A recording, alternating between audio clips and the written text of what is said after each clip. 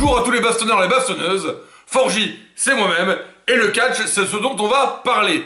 Et cette semaine, on a un super programme qui va bien avancer toutes les histoires en cours. Je rappelle que le pay-per-view Double or Nothing est pour dans 10 jours, c'est le week-end prochain. On est parti pour le vlog de AEW Dynamite du 17 mai et de AEW Rampage du 19 mai.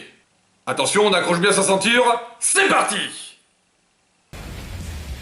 Et on commence directement avec une des principales histoires de l'AEW en ce moment, qui se passera durant tout Dynamite cette semaine.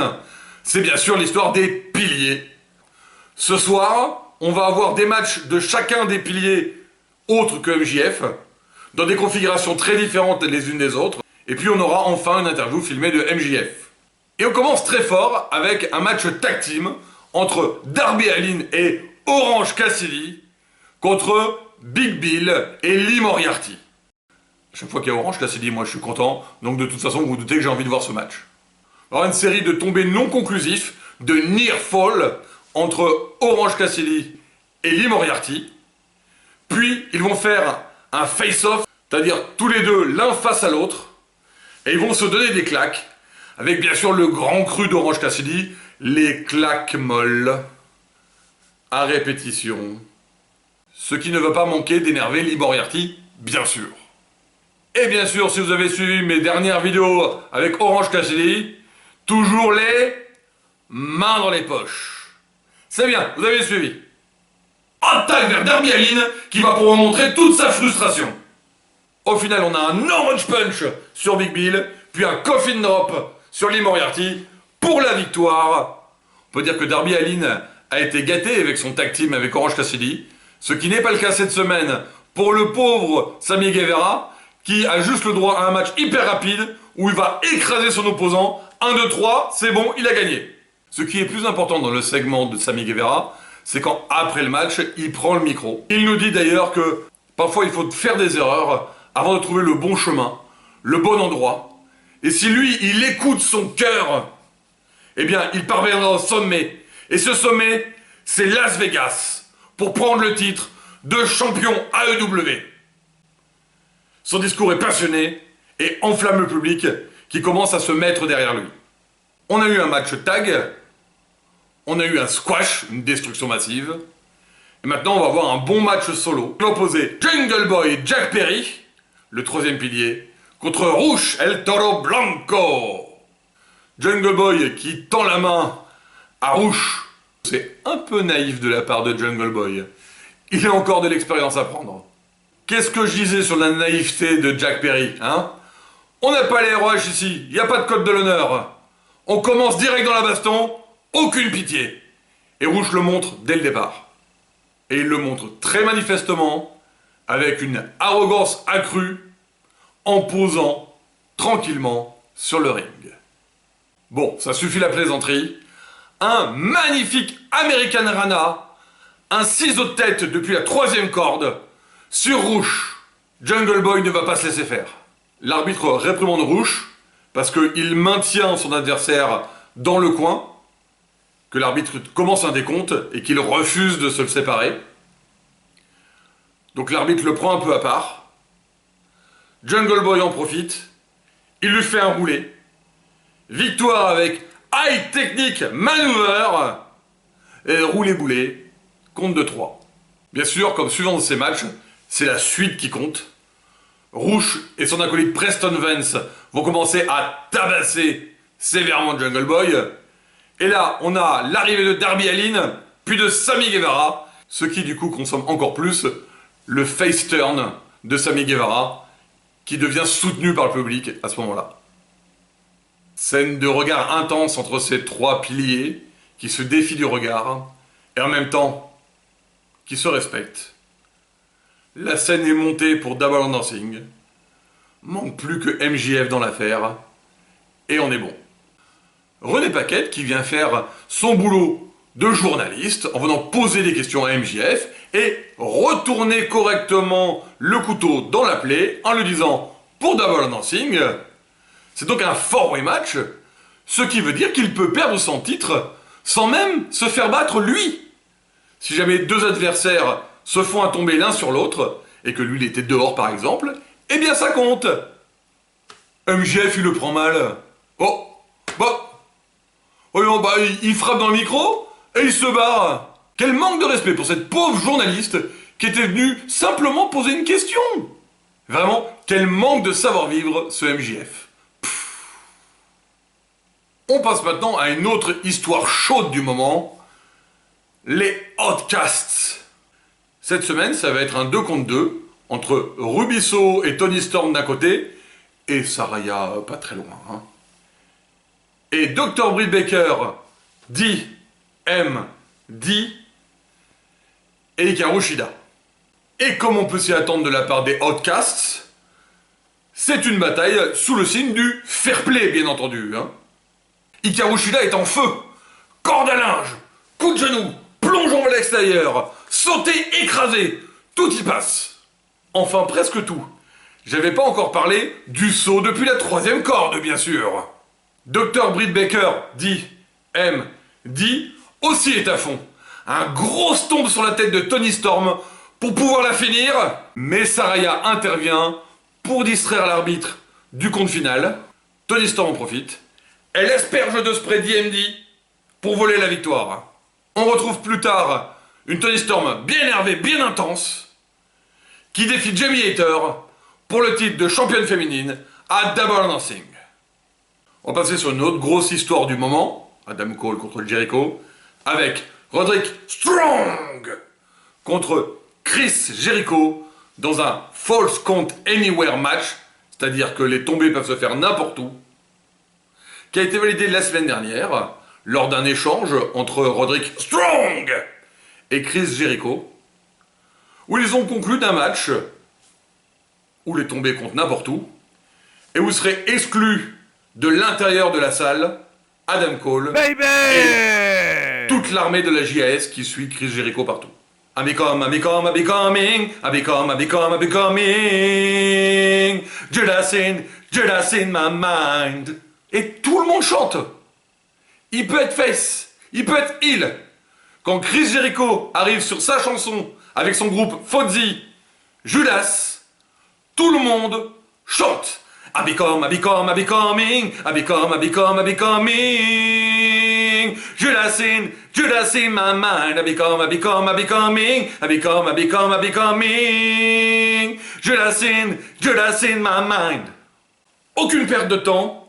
Le match n'est pas commencé. Strong attaque directement Jericho alors qu'il ne s'est pas encore retourné, qu'il n'a même pas encore enlevé sa veste. Ça se cartonne sévère et dru, sans aucune pitié. Et là, Jericho old school, un bon vieux Walls of Jericho, sa prise de soumission. Roderick Strong tient le coup, attrape la corde, rope break.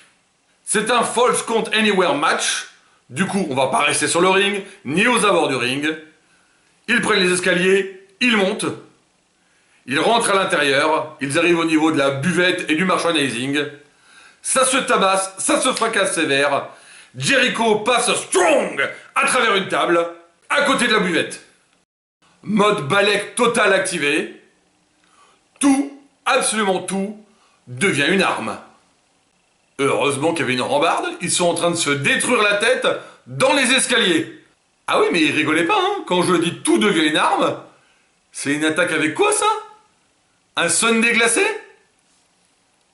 Pourquoi pas? Dans un tombé compte partout, on se balade partout. Et eux, ils font le tour, salle après salle, ils arrivent même dehors. Dehors. Ça sentirait pas le piège, ça, non? Bien joué, Roderick. Et voilà qu'arrive Adam Cole, baby! Je me demande depuis combien de temps il attendait là dehors, mais ça reste efficace. Et boum! Non, c'est le nom de son attaque, hein. Allez, on crie tous ensemble. Et boum! Bon allez, Strong en rajoute une couche, il met un coup aussi, après tout. C'est son match. Pour la victoire, Roderick Strong et Adam Cole, baby! Prends ça dans ta tête, Jericho. On aura une suite de cette histoire à Rampage, où Jericho, au commentaire, se lève et dit « Si t'étais là, Adam Cole, je te ficherais une peignée, parce que j'ai pas peur, moi. » Adam Cole intervient et dit « Bah, je suis peut-être dehors, mais rejoins-moi et tu vas voir. Je t'attends. » Jericho lui répond qu'il a fait d'autres arrangements. Ça sera Adam Cole, baby, contre Chris Jericho à Double or Nothing dans un match non sanctionné, où il peut arriver n'importe quoi. Adam Cole, baby, n'est plus banni. Et il en fallait pas beaucoup plus pour Adam Cole pour se dire « Ok, j'arrive. » Chris est prêt cette fois-ci. Ils commencent à se castagner l'un et l'autre. Ils sont finalement séparés par le staff et on aura la suite bientôt. Salut à tous, c'est Ticket, le boss. J'ai une super annonce à vous faire. À partir de la mi-juin et tous les samedis soirs, on aura une nouvelle émission, AEW Collision, avec nos meilleurs catcheurs qui viendront s'entrechoquer pour des nouvelles histoires. Si ça c'est pas génial, allez, on dit merci à qui? À Ticket bien sûr. Bon allez, je laisse la parole à Forgy pour la suite de l'émission. Yes! Avant de passer à l'histoire principale, en tout cas celle que je garde comme l'histoire principale, j'ai choisi de vous retranscrire le match entre Jay White et Ricky Starks. Parce que comme vous le savez, j'adore Jay White. Pour replacer rapidement, Ricky Starks a battu Juice Robinson la semaine dernière, le bras droit de Jay White au sein du Golden Bullet Club, et du coup maintenant, il veut taper la tête. Jay entame le match avec une de ses tactiques préférées, le jeu du chat et la souris. En gros, il sort du ring pendant que Ricky Starks est sur le ring. Donc quand Ricky Starks essaye de le récupérer hors du ring, il re-rentre dans le ring, essayant de se trouver une opportunité pour lancer une attaque rapide et pouvoir prendre l'avantage.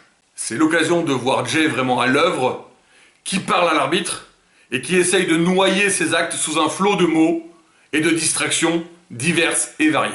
Ricky est offensif, il reprend le dessus dès qu'il peut, et là c'est avec ce magnifique body drop lancé de corps sur le ring. Il est très en forme, là avec ce ventre à ventre, belly to belly, souplex arrière. Une grande spécialité de Ricky Stark, Spear, pour tenter le finish, mais sa manœuvre est contrée par Jay White avec un coup dans les yeux. Oui, c'est pas bien beau tout ça, mais c'est efficace, surtout si l'arbitre ne le voit pas. Intervention de Juice Robinson pendant que l'arbitre est occupé, avec une chaise pour essayer de choper Ricky Starks, qui contre la chaise, récupère la chaise, et décide de frapper Jay White avec. Sauf que du coup, l'arbitre il est sur Jay White, donc il le voit faire, et le résultat est clair, disqualification de Ricky Starks pour utilisation de chaise sur un catcheur. Ricky Starks en veut encore, et se moque clairement du Golden Bullet Club en attendant la suite. It's time for the main event! Le BCC Blackpool Combat Club contre The Elite. Et ça commence avant n'importe quel début de match avec le BCC qui attaque sur le parking les Young Bucks. Et Castagnoli, se montre sans pitié. Il fracasse la tête de Nick Jackson sur la voiture, aucun remords. Message de Mox. We are the Elite. Du sang. Vous devez payer votre tribut de sang. Et le moment tant attendu, Don Callis va révéler pourquoi il a agi comme ceci avec Omega la semaine dernière, pourquoi il a attaqué Kenny Omega. En fait, Kenny Omega n'est pas du tout une victime dans cette affaire. Non, c'est lui, Don Callis, qui est une victime. C'est une victime parce qu'il a tout fait pour Omega. C'est grâce à Don Callis qu'Omega a été champion du monde du Japon de la NJPW. Oui, champion du monde du Japon, exactement. Champion du monde de l'Amérique à l'AEW. Oui, champion du monde de l'Amérique, je dis ce que je veux. Et alors qu'il va peut-être révéler quelque chose d'important? Eh bien, Kenny Omega arrive. La sécurité essaye de l'empêcher d'avancer, mais il ne se laisse pas faire. Kenny Omega veut régler ses comptes avec Don Callis. Et il est déterminé à le faire. Et comme on peut s'y attendre, attaque par derrière du BCC qui passe en mode rouleau compresseur et qui éclate à 4 Omega. Il se rend directement sur le ring. Mox prend de nouveau la parole et persiste par rapport à tout à l'heure. On est l'élite. On est les seuls dignes d'être l'élite. We are the elite. Arrivée des Young Bucks, pas contents mais boitants, avec plein de cadeaux surprises à mettre dans la gueule du BCC. Poubelle, planche en bois, couvercle de poubelle, balai. Omega s'appelait The Cleaner avant. Mais bon, même armé, et en plus boiteux, hein, faisons les maths, il reste 3 et contre 4. Ça me semble pas très concluant ça, hein. À moins que... Un thème d'entrée, un thème de cowboy. Arrivé d'Hangman Adam Page. Sous les ovations du public qui est entièrement derrière lui, le stade devait vibrer à ce moment-là. Pour resituer, Hangman Adam Page faisait partie de l'élite avant même qu'il soit à l'AEW, quand ils étaient encore à la ROH. Il en faisait donc partie quand ils ont créé l'AEW. Hangman a même été partenaire par équipe de Kenny Omega, qui ont été donc champions par équipe ensemble. Le sens professionnel un peu laxiste d'Hangman Page a fait qu'il y a eu des dissensions. Ils ont fini par se séparer, voire se mettre sur la gueule. C'est Hangman Adam Page qui a mis fin au règne de Kenny Omega en lui reprenant le titre de champion AEW. Récemment, il s'était fait blesser suite à une attaque du BCC. Amateur! On assiste alors à un bon fracassage en règle de ce pauvre Wheeler Yuta qui malheureusement se retrouve là et qui est obligé de subir. Et enfin la spéciale, le finish d'Hangman Adam Page, Buckshot Lariat, il tourne autour de la corde et frappe un coup de la corde à linge dans la tête de Wheeler Yuta pour une prise de position bien claire. Ils sont pas là pour rigoler. Hangman prend la parole. Nous sommes le cœur. Nous sommes l'âme. Nous sommes l'esprit de cet endroit. Nous sommes The Elite. Et là, j'ai eu la chair de poule.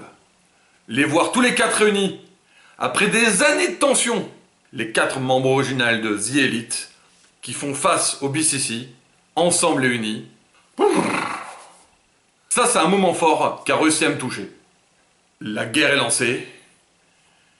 BCC, The Elite, Double or Nothing, Anarchy in the Arena. Un gros combat bien sanglant en plein milieu du public. Et on va même avoir le droit à un petit peu de Rabat Rampage, puisque Mox, Casta et Yuta affrontent Bandido et les Best Friends. Si vous avez suivi mes autres vlogs, quand il y a Bandido, vous en doutez, Mexicain volant! Wouhou! Et si les meilleurs amis du Mexicain volant s'y mettent aussi, forcément, spectacle garanti, suicide dive, plongeon mortel à l'extérieur du ring. Et bien sûr, il va s'en suivre un excellent match, avec de très belles séquences de Bandido, qui va montrer tout son athlétisme et son talent d'acrobate, et de magnifiques combinaisons avec les Best Friends. On voit que Bandido et les Best Friends marchent très bien ensemble. Bon, fini de rigoler. Casta, d'un coup, inverse la tendance. Destruction.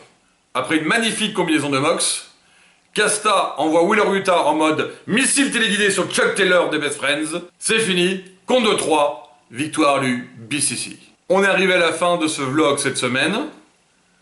Comme d'habitude, pensez à vous abonner. Dites-moi ce que vous avez pensé de ce vlog dans les commentaires. Laissez un pouce bleu, ça fait toujours plaisir. Au revoir à tous les bastonneurs et les bastonneuses. On se retrouve la semaine prochaine pour un nouveau vlog, juste avant le pay-per-view AEW Double or Nothing à Las Vegas, que j'essaierai de vous couvrir le plus vite possible.